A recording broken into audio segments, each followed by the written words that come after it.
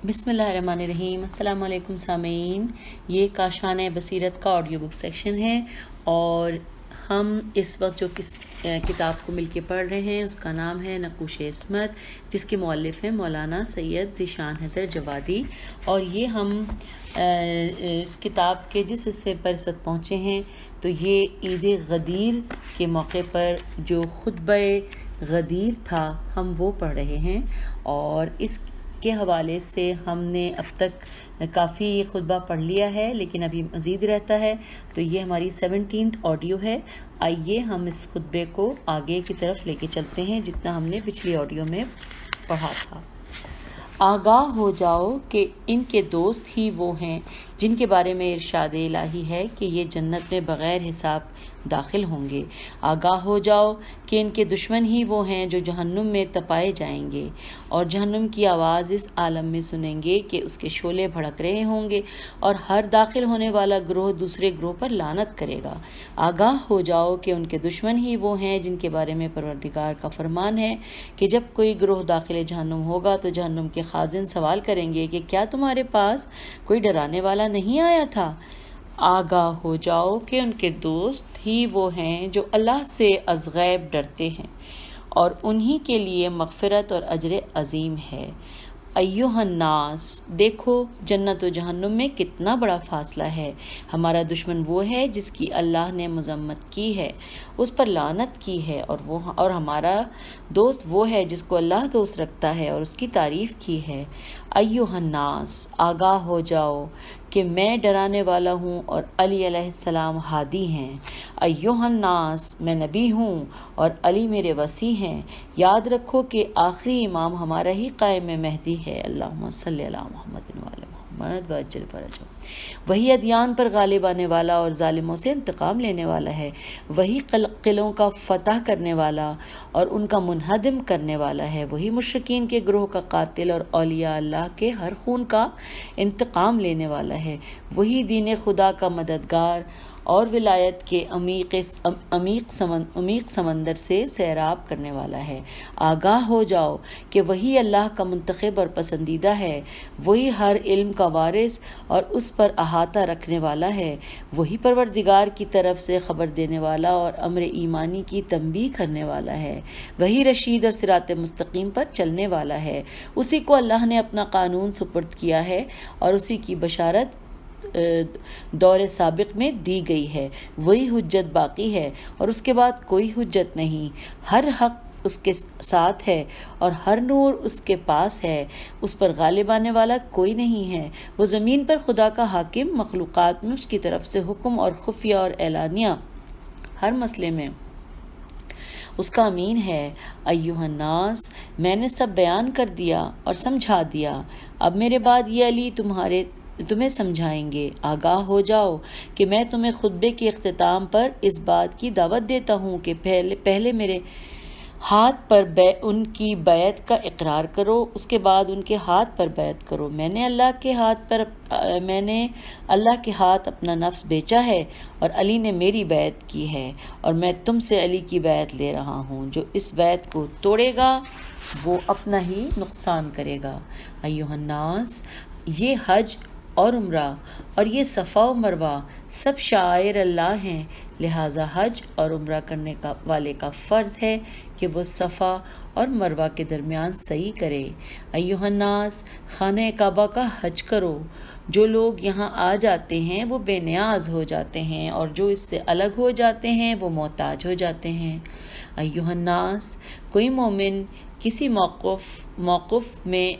वक़ूफ़ नहीं करता मगर ये कि खुदा उस वक्त तक के गुनाह माफ़ कर देता है। लिहाजा हज के बाद से उसे असरे नौ नेक अमाल का सिलसिला शुरू करना चाहिए। अय्युहन्नास, हुज्जाज खुदा की तरफ से महल इमदाद हैं और उनके अखराजात का उसकी तरफ से मुआवजा दिया जाता है और अल्लाह किसी के अजर को ज़ाया नहीं करता। अय्युहन्नास, पूरे दीन और मारिफत अहकाम के साथ हज बैतुल्लाह करो और जब वहाँ से वापस हो तो मुकम्मल तौबा और तर्क गुनाह के साथ। अय्युहन्नास, نماز قائم کرو اور زکوٰۃ ادا کرو جس طرح کہ اللہ نے تمہیں حکم دیا ہے۔ اگر وقت زیادہ گزر گیا ہے اور تم نے کوتاہی و نسیان سے کام لیا ہے تو علی تمہارے ولی اور تمہارے لیے وہ احکام کے بیان کرنے والے ہیں جن کو اللہ نے میرے بعد معین کیا ہے اور میرا جانشین بنایا ہے۔ وہ تمہارے ہر سوال کا جواب دیں گے اور جو کچھ تم نہیں جانتے ہو بیان کر دیں گے۔ آگاہ ہو جاؤ کہ حلال و حرام اتنے زیادہ ہیں کہ سب کا احصار اور بیان ممکن نہیں ہے، لہٰذا میں تمام حلال اور حرام کی امر و نہی اس مقام پر یہ کہہ کر بیان کیے دیتا ہوں کہ میں تم سے علی علیہ السلام کی بیعت لے لوں اور تم سے یہ عہد لے لوں کہ جو پیغام اور ان کے بعد کے ائمہ کے بارے میں خدا کی طرف سے لایا ہوں تم ان سب کا اقرار کر لو کہ سب مجھ سے ہیں، اور ان میں ایک امت قیام کرنے والی ہے جن میں سے مہدی اجل اللہ تعالیٰ فرجہ بھی ہے، اور جو قیامت تک حق کے ساتھ فیصلہ کرتا رہے گا۔ ایھا الناس، میں نے جس حلال کی رہنمائی کی ہے اور جس حرام سے روکا ہے کسی سے نہ رجوع کیا اور نہ ان میں کوئی تبدیلی کی ہے، لہٰذا تم اسے یاد رکھو اور محفوظ کر لو۔ ایک دوسرے کو نصیحت کرتے رہو اور کسی طرح کی تبدیلی نہ کرنا۔ آگاہ ہو جاؤ کہ میں پھر دوبارہ کہہ رہا ہوں کہ نماز قائم کرو، زکوٰۃ ادا کرو، نیکیوں کا حکم دو، برائیوں سے روکو، اور یہ یاد رکھو کہ امر بالمعروف کی اصل یہ ہے کہ میری بات کی تہ تک پہنچ جاؤ اور جو لوگ نہیں ہیں ان تک پہنچاؤ اور اس کے قبول کرنے کا حکم دو اور اس کی مخالفت سے منع کرو، اس لیے کہ یہی اللہ کا حکم ہے اور یہی میرا حکم بھی ہے، اور امام معصوم کو چھوڑ کر نہ کوئی واقعی امر بالمعروف ہو سکتا ہے اور نہ نہی عن المنکر۔ ایھا الناس، قرآن نے بھی تمہیں سمجھایا ہے کہ علی کے بعد امام ان کی اولاد ہے، اور میں نے بھی سمجھایا ہے یہ سب میرے اور علی کے اجزاء ہیں، جیسا کہ پروردگار نے فرمایا ہے کہ اللہ نے انہیں انہی اولاد میں کلمہ باقیہ قرار دے دیا ہے، اور میں نے بھی کہا ہے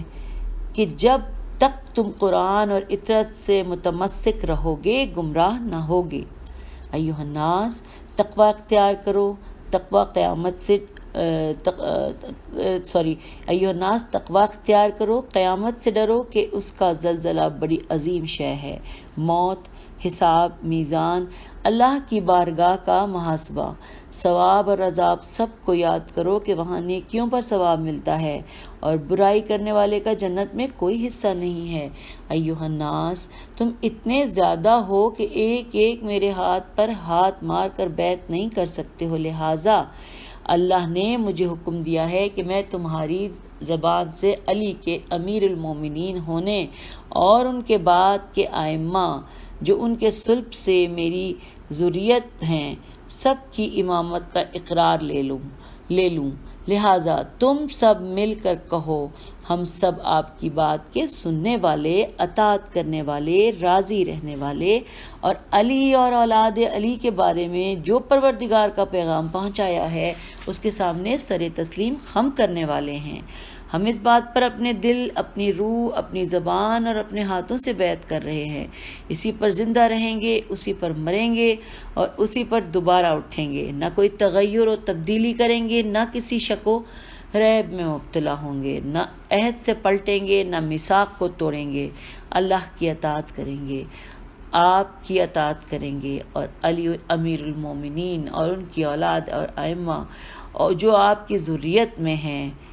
ان کی اطاعت کریں گے، جن میں سے حسن و حسین کی منزلت کو اور ان کے مرتبے کو اپنی اور خدا کی بارگاہ میں تمہیں دکھلا دیا ہے، اور یہ پیغام پہنچا دیا ہے کہ یہ دونوں جوانان جنت کے سردار ہیں اور اپنے باپ علی علیہ السلام کے بعد امام ہیں، اور میں علی سے پہلے ان دونوں کا باپ ہوں۔ اب تم لوگ یہ کہو کہ ہم نے اس بات پر اللہ کی اطاعت کی، آپ کی اطاعت کی، اور علی، حسن اور حسین اور ائمہ جن کا آپ نے ذکر کیا ہے اور جن کے بارے میں ہم سے عہد لیا ہے، سب کی دل و جان سے اور دوست و زبان سے بیعت کی ہے، ہم اس کا کوئی بدل نہیں کریں گے اور نہ اس میں کوئی تبدیلی کریں گے۔ اللہ ہمارا گواہ ہے اور وہی گواہی کے لیے کافی ہے، اور آپ بھی ہمارے گواہ ہیں، اور ہر ظاہر و باطن اور ملائکہ اور بندگان خدا سب اس بات کے گواہ ہیں، اور اللہ ہر گواہ سے بڑا گواہ ہے۔ ایھا الناس، اب تم کیا کہتے ہو؟ یاد رکھو اللہ ہر آواز کو جانتا ہے اور ہر نفس کی مخفی حالت سے باخبر ہے۔ جو ہدایت حاصل کرے گا وہ اپنے لیے، اور جو گمراہ ہوگا وہ اپنا نقصان کرے گا۔ جو بیعت کرے گا اس نے گویا اللہ کی بیعت کی، اس کے ہاتھ پر اللہ کا ہاتھ ہے۔ ایھا الناس، اللہ سے ڈرو، علی کے امیر المومنین ہونے اور حسن اور حسین علیہ السلام اور ائمہ کے کلمہ باقیہ ہونے کی بیعت کرو۔ جو غداری کرے گا اسے اللہ ہلاک کر دے گا، اور جو وفا کرے گا اس پر رحمت نازل کرے گا، اور جو عہد کو توڑے گا وہ اپنا ہی نقصان کرے گا۔ ایھا الناس، جو میں نے کہا ہے وہ کہو، اور علی کو امیر المومنین کہہ کر سلام کرو، اور یہ کہو کہ پروردگار، ہم نے سنا اور اطاعت کی، ہمیں تیری مغفرت چاہیے اور تیری ہی طرف ہماری بازگشت ہے، اور یہ کہو کہ شکر پروردگار ہے کہ اس نے ہمیں اس امر کی ہدایت دی ہے، ورنہ اس کی ہدایت کے بغیر ہم راہ ہدایت نہیں پا سکتے تھے۔ ایھا الناس، علی ابن ابی طالب کے فضائل اللہ کی بارگاہ سے ہیں، اور اس نے قرآن میں بیان کیا ہے، اور اس سے زیادہ ہیں کہ میں ایک منزل پر شمار کر سکوں، لہٰذا جو بھی تمہیں خبر دے اور ان کے فضائل سے آگاہ کرے اس کی تصدیق کرو۔ یاد رکھو جو اللہ رسول صلی اللہ علیہ وآلہ وسلم اور علی علیہ السلام اور ائمہ مذکورین کی اطاعت کرے گا وہ بڑی کامیابی کا مالک ہوگا۔ ایھا الناس، جو علی کی بیعت، ان کی محبت اور انہیں امیر المومنین کہہ کر سلام کرنے میں سبقت کریں گے وہی جنت نعیم میں کامیاب ہوں گے۔ ایھا الناس، وہ بات کہو جس سے تمہارا خدا راضی ہو جائے، ورنہ تم اور تمہارے اہل زمین بھی منکر ہو جاؤ تو اللہ کو کوئی نقصان نہیں پہنچا سکتے۔ پروردگار مومنین و مومنات کی مغفرت فرمائے اور کافرین پر اپنا غضب نازل فرما۔ والحمدللہ رب العالمین۔ تو سامعین، یہاں پر یہ خطبہ غدیر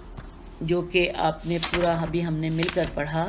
یہ ختم ہوا، اور یہاں پر مولا علی کے فضائل کے حوالے سے جو صفحات تھے وہ بھی مکمل ہو گئے۔ اب آئیے ہم اس سے آگے چلتے ہیں، اور آگے جو ہستی کا ذکر ہے وہ ہیں بی بی فاطمۃ الزہرا سلام اللہ علیہا۔ صفحے پر لکھا ہوا ہے نقش زندگی حیات جناب فاطمہ زہرا علیہ السلام، ولادت 20 جمادی الثانی سن 5 ہجری، بعثت اور شہادت 3 جمادی الثانی 11 ہجری۔ آئیے اس کو ہم پڑھتے ہیں، مزید علم حاصل کرتے ہیں۔ نقش زندگانی حضرت فاطمہ زہرا سلام اللہ علیہا۔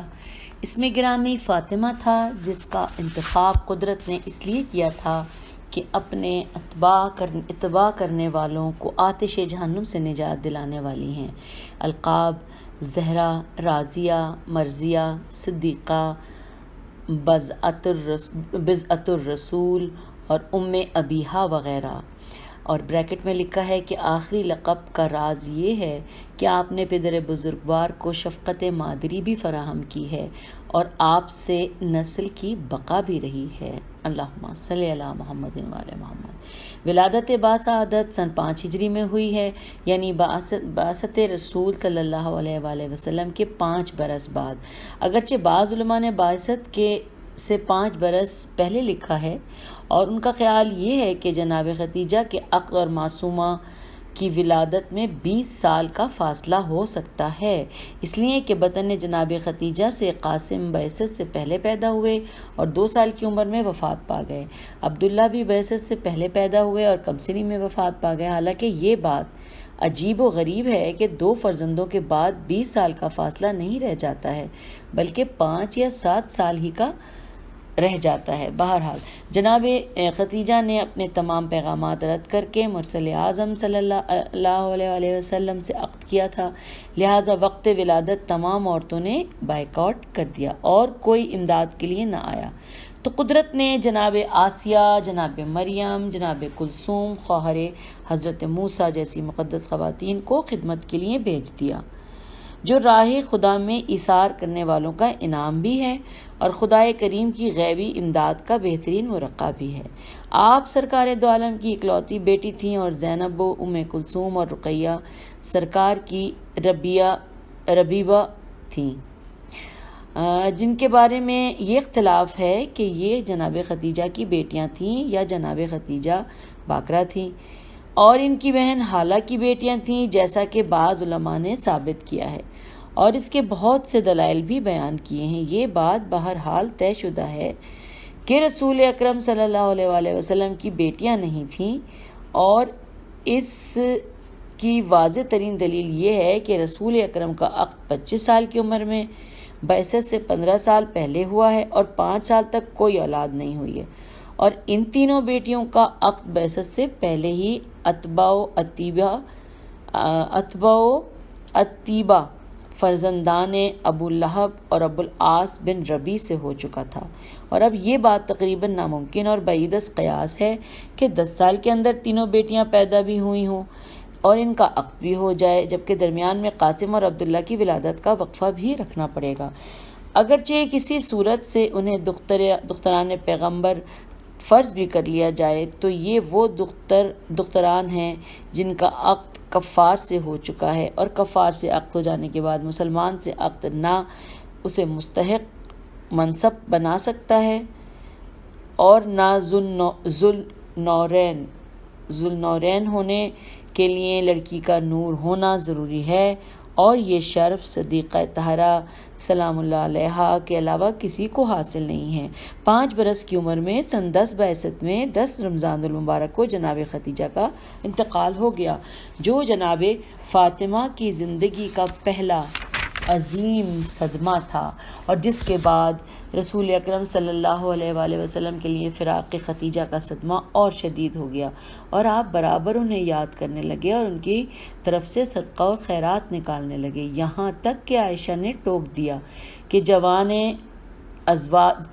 ازواج کے ہوتے ہوئے بوڑھی زوجہ کے یاد کرنے کے کوئی معنی نہیں ہے، اور آپ نے واضح کر دیا کہ یہ زوجہ کی یاد نہیں ہے، یہ خدیجہ کی یاد ہے جو اس وقت ایمان لائیں جب سب کافر تھے، اور اس وقت میری مالی امداد کی جب اسلام کو مال کی شدید ضرورت تھی، اور سب سے بڑی بات یہ ہے کہ خدا نے مجھے خدیجہ کے ذریعے اس وقت صاحب اولاد بنایا جب سب ابتر کے تانے دے رہے تھے۔ وفات جناب خدیجہ کے بعد جناب فاطمہ کا دوسرا امتحان اس وقت ہوا جب قدرت نے رسول اکرم کو حکم ہجرت دے دیا اور آپ حضرت علی کو بستر پر لٹا کر مدینے کی طرف روانہ ہو گئے، جبکہ گھر دشمنوں اور قاتلوں کے نرغے میں گھرا ہوا تھا، اور جناب فاطمہ سلام اللہ علیہا گھر کے اندر موجود تھیں، لیکن تمام رات کسی طرح کے خوف و ہراس کا اظہار نہیں کیا اور نہایت درجہ اطمینان کے ساتھ رات گزار دی، بلکہ مدینہ روانگی کے موقع پر بھی ظالموں نے مزاحمت کی اور آپ نے اپنے سکون قلب اور توکل علی اللہ کا مظاہرہ کیا۔ ہجرت کے بعد اسلام کا پہلا عظیم معرکہ جنگ بدر کی شکل میں پیش آیا، جہاں مسلمان انتہائی بے سر و سامانی کے عالم میں تھے اور رسول اکرم کو حکم جہاد مل چکا تھا۔ فطری بات یہ ہے کہ باپ کے ان حالات میں بیٹی کو جہاد سے روکنا چاہیے تھا اور اس شکل میں اپنی حجت کا اظہار کرنا چاہیے تھا، لیکن جناب فاطمہ نے دین خدا کے معاملے میں کسی طرح کی جذباتیت کا مظاہرہ نہیں کیا اور ہمیشہ ایثار اور قربانی سے کام لیتی رہی۔ جنگ بدر کے خاتمے کے بعد آپ کا عقد مولا کائنات سے ہوا، جبکہ آپ کے فضائل و کمالات کا شہرہ سن کر بڑے بڑے افراد نے آپ کے عقد کا پیغام دیا تھا، اور وہی خدا نے سب کے پیغامات کو یہ کہہ کر ٹھکرا دیا کہ نور کا رشتہ نور سے ہو سکتا ہے۔ تو 1 ذی الحجہ سن 2 ہجری کو یہ عقد عمل میں آیا۔ امیر المومنین کے پیغام پر رسول اکرم صلی اللہ علیہ وآلہ وسلم نے مہر کا مطالبہ کیا۔ آپ کے پاس مال دنیا میں 1 تلوار، 1 رہوار، 1 زرہ تھی۔ آپ نے زرہ کے فروخت کرنے کا حکم دیا۔ 500 دینار درہم میں زرہ فروخت ہوئی اور وہی رقم جناب سیدہ کا مہر قرار پائی، جس سے روز اول یہ واضح ہو گیا کہ مہر کی ادائیگی اس قدر اہم مسئلہ ہے کہ اسے عقد سے پہلے ہی طے ہونا چاہیے، چاہے اس کی راہ میں بہترین سامان زندگی فروخت کرنا پڑے، اور اس طرح اس عصری نظریے کی واضح تردید ہو گئی کہ مہر صرف برائے تذکرہ ہوتا ہے اور اس کی ادائیگی اسے کوئی تعلق نہیں ہوتا اور اس کی ادائیگی سے کوئی تعلق نہیں ہوتا۔ یہ سامان زندگی فروخت کرنا ہے تو شادی کے انتظامات کے لیے کیا جائے، مہر کی ادائیگی کے لیے نہیں۔ مہر کی رقم لے کر رسول اکرم صلی اللہ علیہ وآلہ وسلم نے جہیز کا انتظام کیا، جس سے یہ بات واضح ہو گئی کہ جہیز لعنت نہیں ہے، سنت ہے، البتہ اس کا انتظام مہر کی رقم سے ہونا چاہیے اور ضروریات زندگی کی حد تک محدود رہنا چاہیے۔ مہر سے زیادہ جہیز کا مطالبہ کرنا یا مہر ادا کیے بغیر جہیز کا تقاضا کرنا یقیناً ایک بدعت ہے، جسے ظالمانہ حرکت اور نفسانیت سے تعبیر کیا جا سکتا ہے۔ جناب سیدہ کے جہیز کی تفصیل، آئیے ہم اس جہیز کی تفصیل بھی جان لیتے ہیں جو کہ ہمارے لیے جاننا بہت اہم ہے۔ سامعین، اس حوالے سے کل 19 اشیاء کے نام لکھے ہیں، میں ایک کے بعد ایک پڑھتی جاؤں گی۔ 1 سفید پیراہن، 1 چادر، 1 حلہ سیاہ، 1 تخت خواب، 2 عدد توشک، 4 تکیے، 1 چٹائی، 1 چکی، 1 کاسہ مسیح، 1 مشک، 1 ظرف لباس شوئی، 1 کاسہ شیر، 1 ظرف آنجوری، 1 پردہ، 1 لوٹا، 1 پوست برائے فرش، 1 سبوئے گلی، 2 مٹی کے پیالے اور آخری چیز ہے 1 ابا۔ اس سامان کی مجموعی قیمت 63 درہم تھی، جبکہ مہر کی رقم 500 یا 480 درہم تھے۔ اس تفصیل سے جہیز کی نوعیت کا بھی اندازہ ہو سکتا ہے اور مہر کے مقابل میں اس کی مالیت کا بھی۔ کاش ہمارے بزرگوں نے محمل رسموں اور نام و نمود کے ڈھکوسلوں سے قطع نظر کر کے سیرت معصومین علیہ السلام کو رواج دیا ہوتا تو آج قوم و ملت اس قدر مصائب سے دوچار نہ ہوتی اور مسلمان میں مہنگی شادی سستی بدکاری کا پیش خیمہ نہ بنتی۔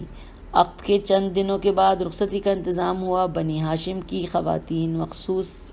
اصحاب کرام نے اس جلوس میں حصہ لیا اور نہایت احترام کے ساتھ دختر پیغمبر کو مولا کائنات کے گھر پہنچا دیا اور اس طرح ایک نئی زندگی کا آغاز ہوا۔ اس موقع پر انتظامات میں جناب اسما کا ذکر کیا جاتا ہے، جبکہ وہ اس وقت جناب جعفر طیار کی زوجہ تھیں اور سن 5 ہجری بعثت میں ان کے ہمراہ حبشہ کی طرف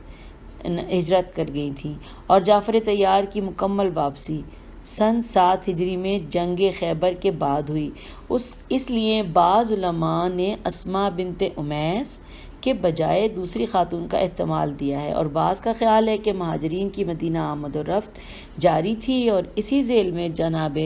اسما بھی آ گئی ہوں گی، جس طرح کہ علامہ مجلسی نے اس موقع پر خود جناب جعفر طیار کی شرکت کا بھی ذکر کیا ہے، حالانکہ ان کی باقاعدہ واپسی سن 7 ہجری میں ہوئی ہے۔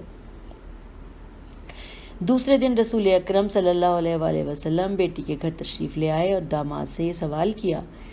کہ تم نے اپنی زوجہ کو کیسا پایا؟ تو حضرت علی نے عرض کی کہ عبادت خدا میں بہترین مددگار، جس سے داماد اور خسر کی گفتگو کا اندازہ، رشتے کی پاکیزگی کا فلسفہ اور زوجہ کی عظمت و جلالت کا راز کھل کر سامنے آ گیا کہ اسلام میں مال و جمال کی کوئی اہمیت نہیں ہے، اصل ایمان و کردار، اور اس میں حضرت علی علیہ السلام کے علاوہ کائنات میں کوئی مرد صدیقہ طاہرہ کا مثل و نظیر نہیں ہے۔ اللہم صلی علی محمد وآل محمد۔ اس سے آگے بھی ہم پڑھ لیتے ہیں۔ سن 3 ہجری میں جنگ احد پیش آئی اور جناب فاطمہ کی زندگی کا دوسرا امتحان تھا، جہاں صورتحال ایسی خراب ہوئی کہ امیر المومنین نے بھی حفاظت رسول صلی اللہ علیہ وآلہ وسلم میں 16 گہرے زخم کھائے اور رسول اکرم کا چہرہ مبارک بھی زخمی ہو گیا، لیکن جناب سیدہ نے کسی خوف و ہراس کا مظاہرہ کرنے کے بجائے باپ کی مرہم پٹی بھی کی، شوہر کا علاج بھی کیا اور ذوالفقار حیدری کی صفائی کا فرض بھی انجام دیا، جبکہ احد کے حالات نے بڑے بڑے بہادروں کے آسان خطا کر دیے تھے اور بہادران وقت نے فرار کا راستہ اختیار کرنے کو غنیمت سمجھا تھا۔ جناب احزاب سن 5 ہجری اور خیبر سن 7 ہجری کے مارکے میں بھی جناب سیدہ کے سامنے پیش آتے رہے اور ہر مارکے میں حضرت علی جان کی بازی لگاتے رہے، لیکن ان پر جناب سیدہ نے باپ سے یہ نہیں کہا کہ یہ کام آگے تو آپ کی بیٹی کا کیا ہوگا، کہ یہ کام آگے یہ جملہ اس طرح سے ہے کہ حضرت علی جان بازی لگاتے رہے، لیکن کبھی جناب سیدہ نے باپ سے یہ نہیں کہا کہ یہ کام آ گئے تو آپ کی بیٹی کا کیا ہوگا۔ اچھا، یہ ہے مناسب، یہی ہے کہ دوسرے اصحاب کی قربان گاہ کے حوالے کر دیجئے۔ مناسب یہی ہے کہ دوسرے باپ کی قربان گاہ کے حوالے کر دیجئے، بلکہ برابر اس بات پر اپنے اطمینان کا اظہار کیا اور اسے اپنے فضائل و کمالات میں شمار کیا کہ رب العالمین نے مجھے ایسا شوہر عطا کیا ہے جو راہ خدا کا مجاہد اور اسلام کی خاطر جان قربان کر دینے والا ہے۔ ماں ویسی کے دین کے لیے سارا مال قربان کر دے باپ ماں ایسی کے دین کے لیے سارا مال قربان کر دے، باپ ایسا کہ مذہب کے لیے ہر مصیبت برداشت کرے، اور شوہر ایسا کہ اسلام کی بقا اور رسول اکرم صلی اللہ علیہ وآلہ وسلم کے تحفظ کے لیے ہر مارکے میں جان کی بازی لگا دے۔ این سعادت بزور باز و نیست۔ سن 7 ہجری میں رسول اکرم صلی اللہ علیہ وآلہ وسلم نے آپ کو فضہ جسی کنیز عطا فرمائی، تو اس کے ساتھ بھی آپ کا برتاؤ یہ رہا کہ گھر کا کام ایک دن فضا کریں اور آپ آرام کریں، اور ایک دن آپ کریں اور فضا آرام کرے، تاکہ اسلامی مساوات بھی برقرار رہے اور کنیزوں کو کنیزی اور ذلت کا احساس بھی نہ ہونے پائے۔ سن 9 ہجری مباہلہ میں نصارہ نجران کی بے اجازت پر جب مباہلہ کی نوبت آ گئی اور یہ طے ہو گیا کہ فریقین اپنے اپنے گھر والوں کو لے کر میدان میں آ کر مباہلہ کریں گے اور لعنت خدا کے ذریعے عیسیٰ بن مریم کے بندہ خدا یا فرزند خدا ہونے کا فیصلہ ہوگا،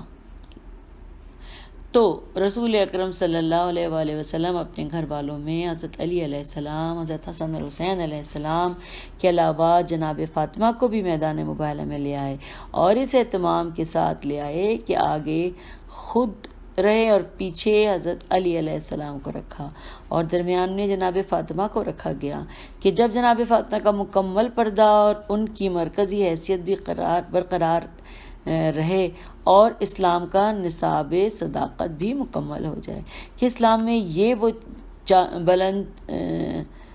پایا صادق افراد ہیں جن کو جھوٹوں پر لعنت کرنے کا حق ہے اور جن کی لعنت پر عذاب الہی نازل ہو سکتا ہے، جیسا کہ عالم نصارہ نے خود اقرار کر لیا کہ میں ایسے چہرے دیکھ رہا ہوں کہ یہ خدا سے بد دعا کر دیں گے تو روئے زمین پر کوئی ایک بھی عیسائی نہ رہ جائے گا۔ اور سن 10 ہجری کو بھی پڑھ لیتے ہیں، چھوٹا سا پیراگراف ہے، اور اس کے بعد جو ہے اگلی آڈیو میں پڑھیں گے۔ سن 10 ہجری میں رسول اکرم صلی اللہ علیہ وآلہ وسلم نے ہجرت کے بعد زندگی کا پہلا اور آخری حج انجام دیا، جس میں تمام اہل خانہ کو بھی شرکت کی دعوت دی، اور حج کی واپسی پر مقام غدیر میں حضرت علی علیہ السلام کی مولائیت کا اعلان کیا، جو جناب سیدہ فاطمہ الزہرا سلام اللہ علیہا کے لیے مستقبل میں امت کو ہوشیار کرنے کا بہترین سامان تھا، اور جس سے آپ نے مختلف مقامات میں استدلال کیا۔ تو یہاں تک ہم نے پڑھا ہے، ایک پیراگراف اور پڑھ سکتے ہیں۔ سن 11 ہجری میں ماہ سفر کی 28 تاریخ کو رسول اکرم صلی اللہ علیہ وآلہ وسلم نے دنیا سے رحلت فرمائی، اور اس وقت آپ کا قیام صدیقہ طاہرہ کے گھر میں تھا اور سر آپ کی آغوش میں تھا۔ ملک الموت نے آواز دی، صدیقہ طاہرہ نے رسول اکرم کو اطلاع دیا، آپ نے فرمایا کہ اجازت دے دو، یہ ملک الموت کسی کے دروازے پر اجازت نہیں لیتا ہے، یہ صرف تمہارے در کا شرف ہے کہ بغیر اجازت اندر نہیں آ رہا ہے۔ رسول اکرم صلی اللہ علیہ وآلہ وسلم کے انتقال کے بعد صدیقہ طاہرہ نے پہلا انقلاب یہ دیکھا کہ مسلمانوں نے سقیقے میں جمع ہو کر اس خلافت کا فیصلہ شروع کر دیا، جس کا فیصلہ میدان غدیر میں ہو چکا تھا، اور اس طرح کم سے کم 1,24,000 اصحاب چھوڑ کر جانے والے پیغمبر کے جنازے میں صرف انگلیاں صرف انگلیوں پر گنے جانے والے افراد نے شرکت کی اور صدیقہ طاہرہ نے چند گھنٹوں میں بے رخی اور بے وفائی پہ آغاز بھی دیکھ لیا۔ تو سامعین یہ یہاں تک پڑھ لیتے ہیں تو کافی ہے۔ کتاب ہم پڑھ رہے ہیں چہارد معصومین، اور اب جو ہم نے خطبے کے بعد شروع کیا ہے وہ ہم پڑھ رہے ہیں جناب نقش زندگانی حضرت فاطمہ الزہرا سلام اللہ علیہا کے بارے میں، اور ہم بہت کچھ جان رہے ہیں، جان چکے ہیں، اور مزید اگلی آڈیو میں ہم بہت کچھ جانیں گے۔ تو اجازت دیجیے، خدا حافظ، فی امان اللہ۔